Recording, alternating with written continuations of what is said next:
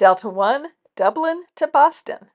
Hi, I'm Lori, a senior solo traveler, and I recently flew from Dublin to Boston on Delta One. The plane was a Boeing 767-300ER, which is one of the older planes in Delta's fleet. I was able to book this flight using an upgrade certificate, which saved me money. See the link in the description below for more information on these upgrade certificates. This will be a very brief overview of the flight experience. I arrived at the airport about 2.5 hours before the flight departure, and I'm glad I did. I won't go into detail, but security, U.S. pre-clearance, passport control, and the gate all required me to show my passport. I was even asked to show my driver's license. I never mind heightened security, but it did surprise me that I was checked multiple times. When I made it to the gate area, I looked for signs to an airport lounge and saw none. I finally asked and was directed to a lounge called 51st and Green. The signage says nothing about it being a lounge, so I was glad I asked. Once I made it inside, I thought the lounge was very underwhelming. It wasn't much better than the gate area. Maybe a little quieter, but it wasn't exactly elegant. There was a small buffet area with several cafeteria-style food choices and a bar where there was a 2-drink maximum. I stayed long enough to drink some water, use the restroom, and was on my way.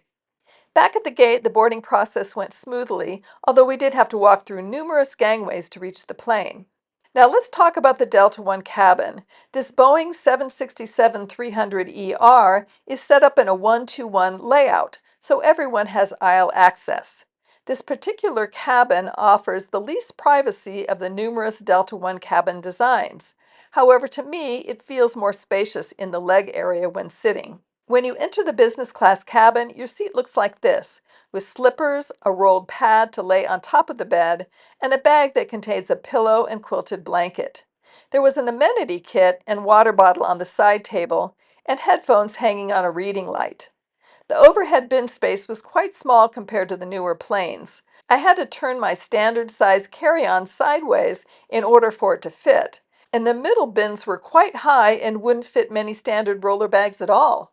Above the fairly large side console are a universal outlet, one USB port, and the headphone jack. On the console is a panel with the seat controls and a button to release the tray table.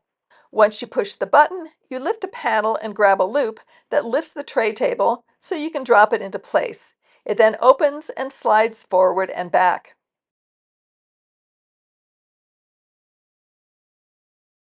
The TV screen was quite small compared to newer versions, but had a plethora of entertainment options, including movies, TV shows, music, podcasts, games, and a kids section. There is also a flight tracker for you to watch the progress of your flight. The amenity kit came in a nice Missoni cosmetic bag. It included socks, a sleep mask, a toothbrush, toothpaste, hand cream, lip balm, earplugs, and a pen. Since I received the same one on my flight out, I didn't open this one and will give it to a friend. I think the cosmetic bag is very usable. I was in seat 6D, which was the last seat on the right side of the Delta One cabin.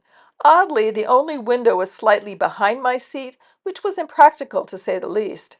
I also noticed that my console was much larger than the one across the aisle from me, which gave me more table space, but no place to put my bag on the floor when the bed was extended.